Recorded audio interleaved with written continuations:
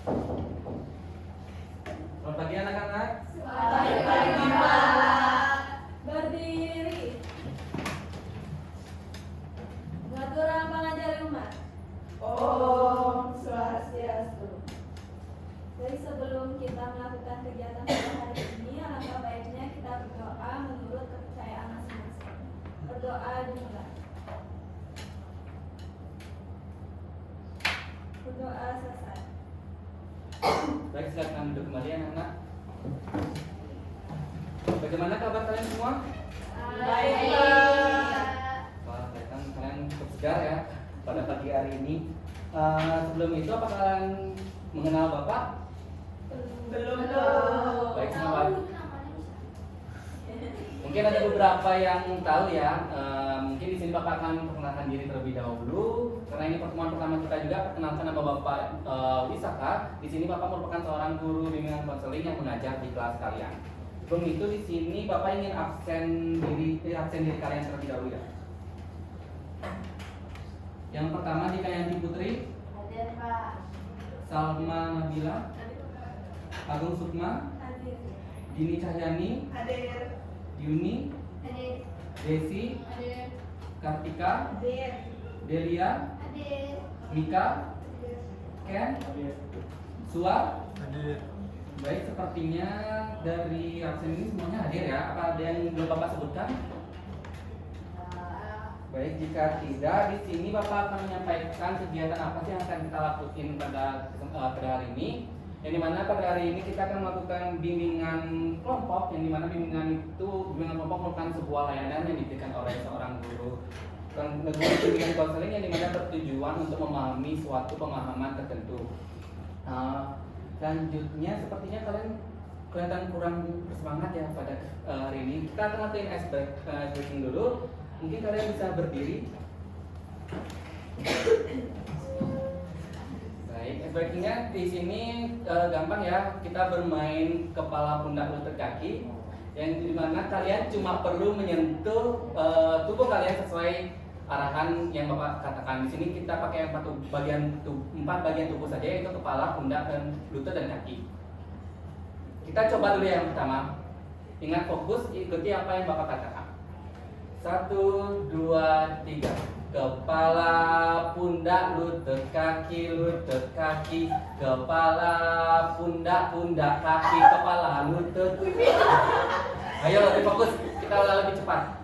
1, 2, 3. Kepala, pundak, kaki, lutut, kepala, kaki, lutut, pundak. Lagi sekali terakhir, lebih cepat. 1, 2, 3. Kepala, kaki, lutut, kaki, kepala. Oke. Udah ya, kalian bisa duduk kembali. Baik, kalian bisa duduk kembali. Kembali pada topik inti, di sini kita akan membahas mengenai self harm. Mungkin beberapa dari kalian sering mendengar kata-kata self harm, di mana self harm sendiri ini cukup populer di kalangan Gen Z, yang dimana self harm ini mulai populer pada mulai COVID ataupun tahun 2020, yang dimana banyak sekali anak-anak muda yang sudah melakukan self harm di usia yang masih sangat-sangat kecil.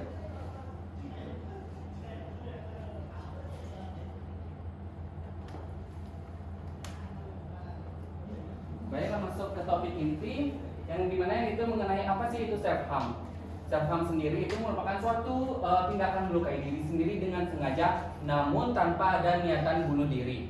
Yang dimana biasanya dilakukan untuk melampiaskan emosi yang sangat intens, seperti marah, sakit, ataupun sedih yang berlebihan, dan juga kecemasan yang sangat sulit dijelaskan oleh kata-kata. Selanjutnya yaitu ada bentuk-bentuk self harm. Dari bentuk-bentuk ini, yang pertama itu ada memotong atau melukai kulit, yang kedua ada membakar diri, yang ketiga ada menarik atau mencabut rambut, keempat menggaruk kulit secara berlebihan, yang kelima itu ada memukul diri sendiri. Mungkin dari kalian ada pernah melakukan ini secara mungkin sengaja ataupun tidak sengaja? Pernah. Oh, bagus sekali ya. Bakaran juga kalian tidak pernah melakukan ini semua. Yang dimana yang pertama itu ada memotong atau melukai kulit. Pada bentuk self harm yang pertama ini, Biasanya pelaku akan melakukan melukai diri sendiri ini dengan benda tajam, seperti bisa dengan silet, lalu juga bisa dengan cutter, dan juga alat tajam lainnya. Bisa juga dengan hal sekecil peniti pun bisa untuk dilakukan. Jadi biasanya orang-orang yang melakukan self harm dengan cara yang pertama ini, mereka akan menggunakan alat tajam itu untuk melukai pergelangan tangan mereka. Biasanya selain pergelangan tangan, juga mereka bisa melakukan di bagian paha dalam. Nah, biasanya korban-korban ini itu melakukan ini karena untuk melampiaskan emosi yang tidak bisa mereka ungkapkan. Lalu yang kedua, membakar diri. Pada bentuk self harm yang kedua ini yaitu membakar diri, bukan seperti yang kalian bayangkan seperti orang yang menyiram bensin lalu membakar dirinya. Jadi bukan, jadi lebih ke arah intens yang lebih kecil. Contohnya, misalnya ada orang yang menghidupkan rokok, namun tidak untuk mereka gunakan rokok tersebut, tapi untuk mereka sudutkan kepada badan mereka sendiri, yang dimana akan menghasilkan bekas luka pada tubuh mereka. Yang biasanya bagian tubuh yang sering jadi korban dalam bentuk yang kedua ini yaitu bagian paha dalam dan juga bagian sekitar badan. Lalu yang ketiga itu ada menarik dan mencabut rambut. Pada bentuk yang ketiga ini biasanya lebih sering dilakukan oleh para wanita karena pada umumnya wanita memiliki rambut yang lebih panjang. Biasanya orang-orang yang melakukan bentuk self harm yang ketiga ini, mereka akan menarik rambutnya ataupun mencabut rambutnya dengan paksa untuk melampiaskan apa yang mereka rasakan. Ataupun bisa juga pada orang-orang yang mengalami kecemasan berlebihan, mereka akan mencabut rambutnya helai per helai secara tidak sadar. Lalu yang keempat adalah menggaruk kulit secara berlebihan. Yang bentuk keempat ini hampir sama dengan bentuk yang pertama, namun menggunakan alat yang berbeda. Jika nomor satu menggunakan alat tajam, yang pada nomor keempat ini biasanya orang-orang itu melakukan dengan tangannya ataupun kukunya sendiri. Biasanya mereka melampiaskan dengan cara menggaruk tubuh mereka dengan sangat kasar dan mengakibatkan kulit mereka seperti lecet ataupun bisa juga dengan berdarah. Lalu yang terakhir ada memukul diri sendiri. Ini adalah bentuk self harm yang paling jarang disadari oleh pelaku self harm itu sendiri. Karena biasanya orang hanya menganggap memukul diri sendiri itu seperti ya udah untuk melampiaskan emosi seperti biasa. Salah satu contohnya, misalnya kalian mendapatkan nilai yang buruk, lalu kalian melampiaskannya dengan ke diri kalian sendiri, misal seperti bodoh, aku bodoh, aku bodoh, aku bodoh, seperti itu.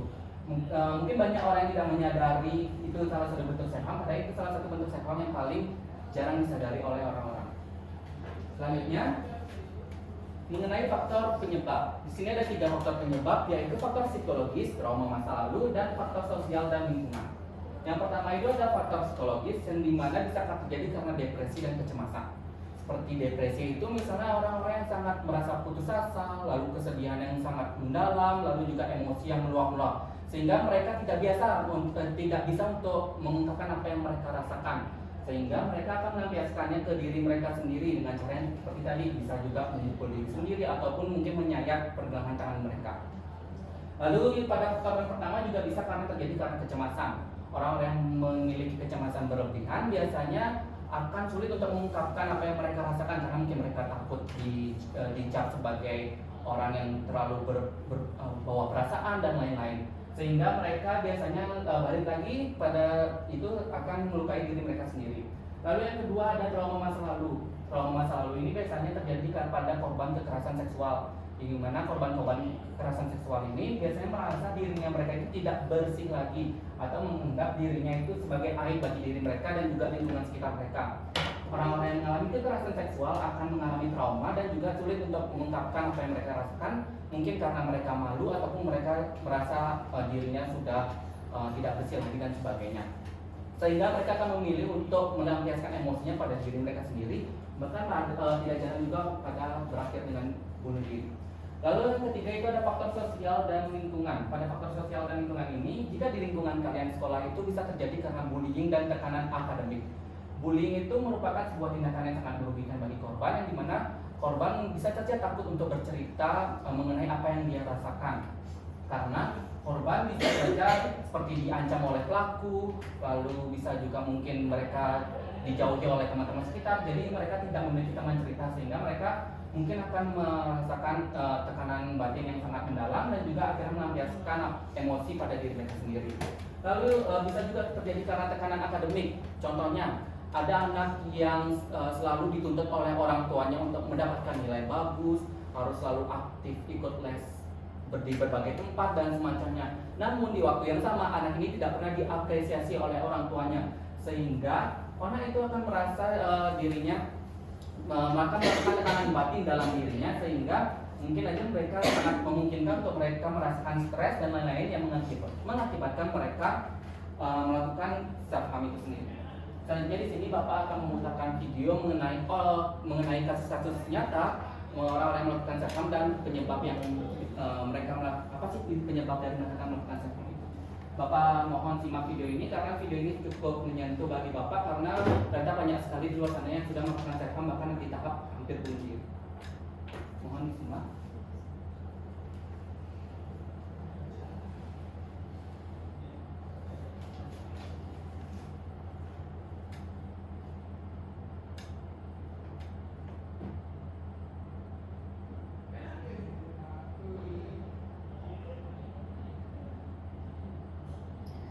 Tapi setelah itu, aku ketemu cowok yang bikin aku balik lagi dengan kebiasaan self harm dan makin lama makin parah.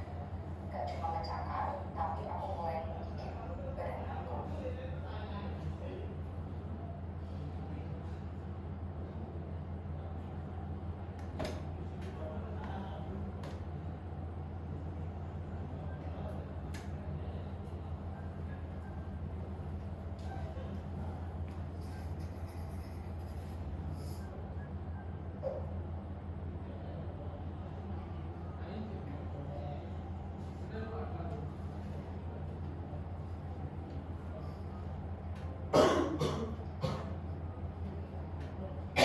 Dari kecil aku suka sampai sekarang aku berumur 15 tahun. Aku jadi orang yang takut berpendapat dan takut harus ini, takut harus itu. Awalnya aku nggak tahu kalau ini namanya self harm. Ternyata udah ada warning untuk segera ke profesional. Mama yang abusive secara tindakan dan perkataan, dan papa serta kakak yang selalu belain mama dan gak pernah belain aku. Setiap aku diberita, pasti aku lari-lari aku sampai di kamar pasti banyak yang ngomong. Tak kenapa kalau udah dimarahin, jadi aku di sini. Kalau iya aku sama. Dan akhirnya aku diri sendiri sampai di belakang. I have to defend myself since I was 5. Sampai ada satu titik tahun 2012 kalau nggak salah ingat, aku merasa sakit yang parah banget. Lalu ada bisikan untuk aku mencakar-cakar tangan. Cakar aja, habis itu bakal baik kan kalau sakitnya. Aku mengatakan seperti itu dan aku lakuin itu. Dan dia benar, rasa sakitnya kok baik. Mungkin karena sakitnya pindah. Pernah beberapa kali aku sakit capek. Gak bisa keluar rumah kalau nggak ada hal yang menantang. Ketika aku mencoba berhenti, aku mikir masih ada hal yang aku. Aku ngomong sama diri sendiri kalau tidak apa. Jangan jadi orang yang paling tersakiti. Masih banyak di luar sana yang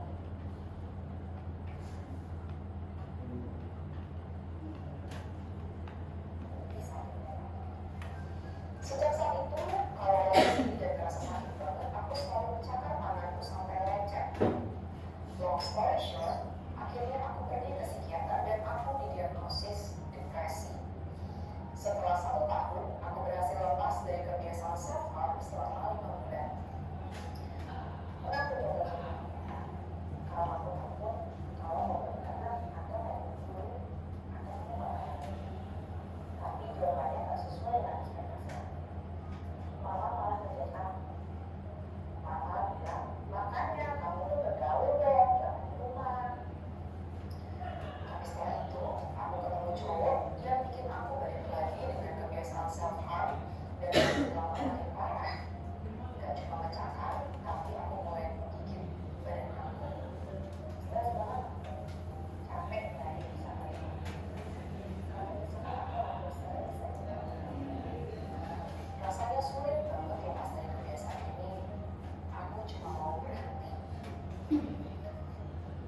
Baik, itu dia video yang mengenai kisah kasus nyata mengenai self harm itu sendiri. Selanjutnya di sini Bapak akan membagikan tugas. Ini ketua kelas bisa bantu menyebarkan. Bantu menyebarkan setiap anak dan satu.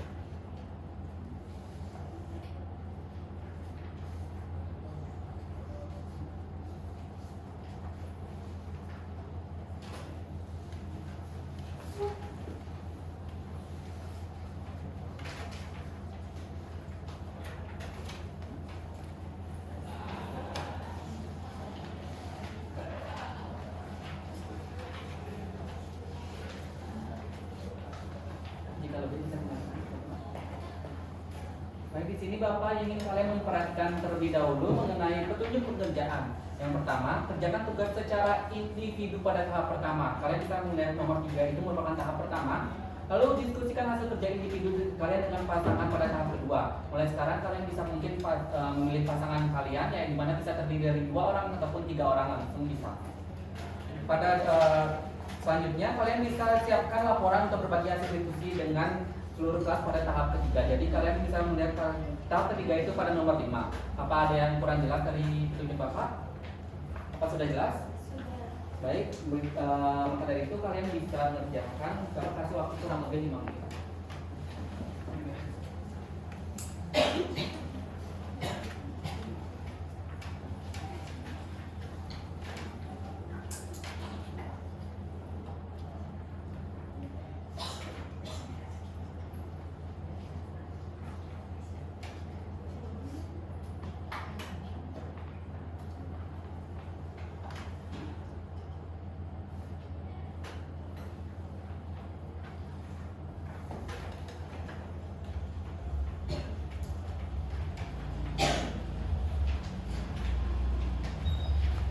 Jika kalian sudah selesai, kalian bisa mengangkat tangan ya.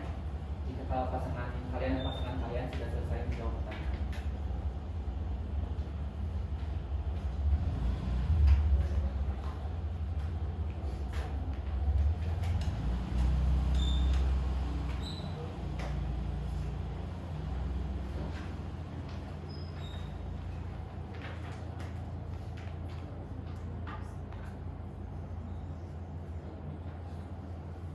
Apakah sudah selesai?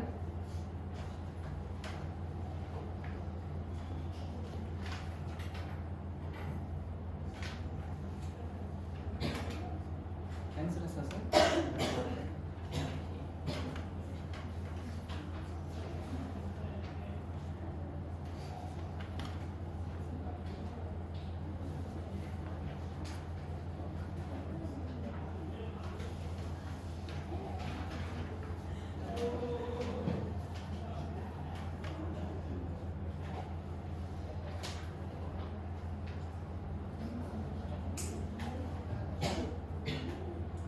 Jadi waktunya lagi 2 menit.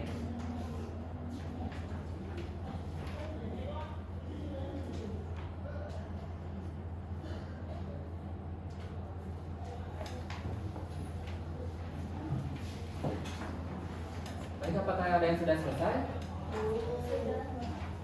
Baik, semua dan pasangannya sudah selesai.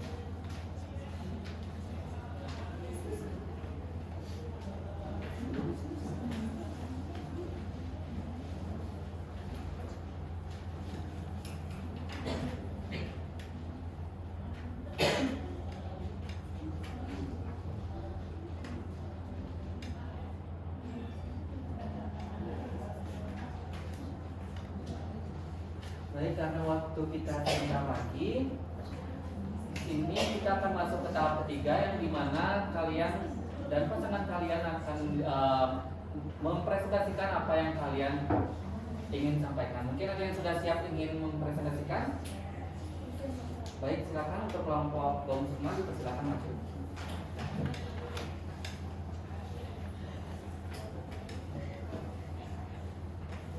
Baik, dari hasil diskusi dengan kami berdua, kami akan mempresentasikannya. Di mana pertanyaan yang pertama, hasil diskusinya akan dibacakan oleh Sami. Pertama pertanyaan adalah apa yang Anda ketahui tentang self-harm? Self-harm itu upaya seseorang menyakiti diri sendiri dengan tujuan untuk apa? Dengan tujuan untuk mengeluarkan atau mengeluarkan atau apa sih? Meluapkan emosi atau rasa sakit yang dia rasakan. Baik, jadi dari hasil diskusi kami berdua tentang kenapa seseorang mungkin melakukannya. Jadi diskusi kami mungkin seseorang melakukan self harm karena mengalami depresi atau stres, bahkan mengalami trauma pada masa lalunya. Dan yang ketiga yaitu faktor sosial, di mana faktor sosial sangat berdampak bagi korban self harm, sehingga akan cenderung mengalami dan menyakiti dirinya sendiri. Baik, sekian hasil diskusi kami. Baik, terima kasih ya teman-teman sama sport. Tolong beri tepuk tangan sama kalian. Selanjutnya apa ada Bapak minta satu kelompok lagi untuk maju, apakah ada yang bersedia? Baik, silakan untuk kelompok Delia dan Kartika dipersilakan.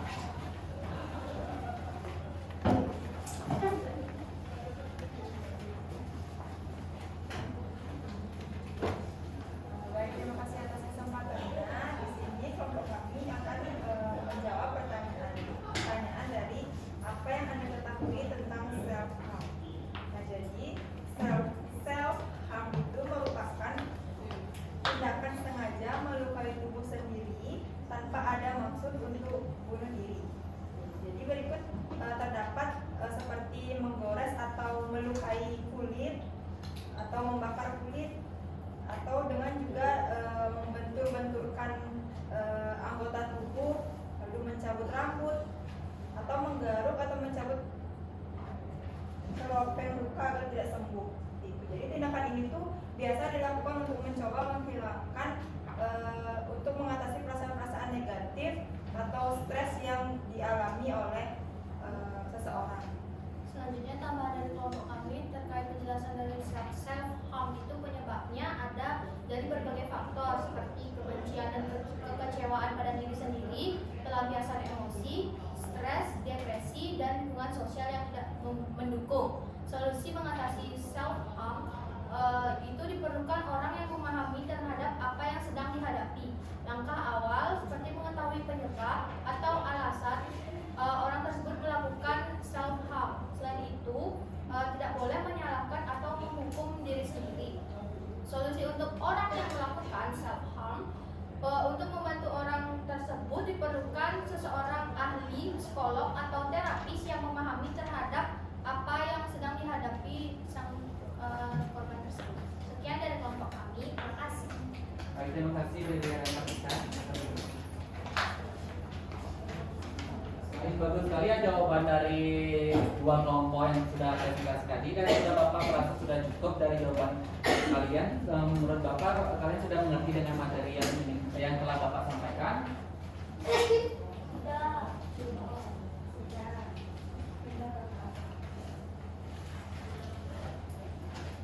Baik, di sini karena kita bisa simpulin ya dari tadi jawaban yang telah Delia sampaikan mengenai apa sih yang bisa kita lakukan jika ada di lingkungan sekitar kita itu ada yang melakukan self harm sendiri. Yang pertama itu yang paling mudah kita lakukan itu yang pertama itu ada temani mereka.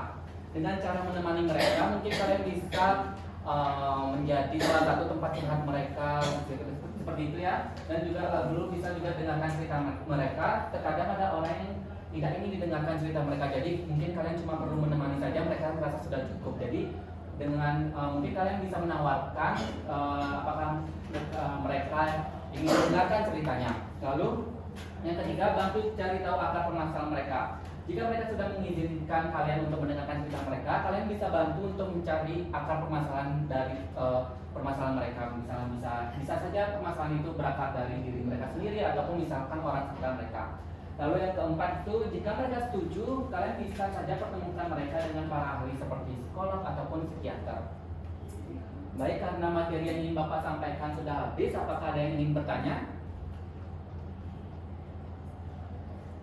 Baik, jika tidak ada yang bertanya, Bapak rasa kalian sudah paham ya dengan materi Bapak yang Bapak sampaikan pada kali ini. Mungkin ada yang bisa menyimpulkan? Baik, silakan Ken. Baik Pak, terima kasih atas waktu dan kesempatannya. Jadi saya izin menyimpulkan ya dari apa yang sudah Bapak paparkan. Jadi self harm sendiri itu adalah tindakan yang melukai dirinya sendiri dan dengan sengaja untuk melampiaskan emosinya sendiri. Bentuk-bentuk dari self harm itu ada cutting, ada membakar dirinya sendiri, ada yang menarik rambut, menarik berlebihan, dan memukul diri. Faktor penyebabnya itu beragam. Salah tiganya itu adalah psikologi, sosial, dan trauma. Dan apa yang bisa kita lakukan untuk menanggulangi self harm ini? Yang pertama adalah menemani mereka yang mengalami hal tersebut. Kedua, mendengarkan cerita mereka. Ketiga, kita bisa membantu mereka dengan mencari tahu apa sih akar permasalahannya. Dan yang terakhir adalah membantu mereka untuk mempertemukan dengan ahli, mungkin bisa psikolog, psikiater, ataupun orang-orang yang ahli. Itu aja Pak, terima kasih. Baik, terima kasih ya Ken, pengumpulannya sangat baik sekali. Bapak rasa dan juga Bapak harap kalian bisa memahami semua materi yang telah Bapak sampaikan pada kali ini. Karena tidak ada yang lagi ingin kalian tanyakan dan juga Bapak sampaikan, mungkin Bapak bisa tutup pertemuan kali ini. Apakah kalian sudah merasa cukup? Sudah, Pak. Baik, di sini Bapak ingin menutup dengan suatu quotes yang dimana kamu lebih kuat daripada yang kamu pikirkan. Setiap luka adalah cerita tentang keberanian dan kekuatanmu untuk terus bertahan. Dalam bimbingan kali ini Bapak sangat berharap kalian tidak ada yang melakukan self harm itu sendiri ya. Jika kalian merasa sedih, sakit ataupun emosi dan kecemasan yang lain-lain, kalian sangat bisa untuk bercerita dengan orang yang sangat kalian percayai seperti teman, pacar, orang tua ataupun misalkan tidak ada di lingkungan kalian, kalian bisa mencari guru bimbingan konseling kalian yaitu Bapak sendiri. Baik, karena tidak ada yang ingin disampaikan lagi di sini Bapak tutup untuk kelas. Berdiri.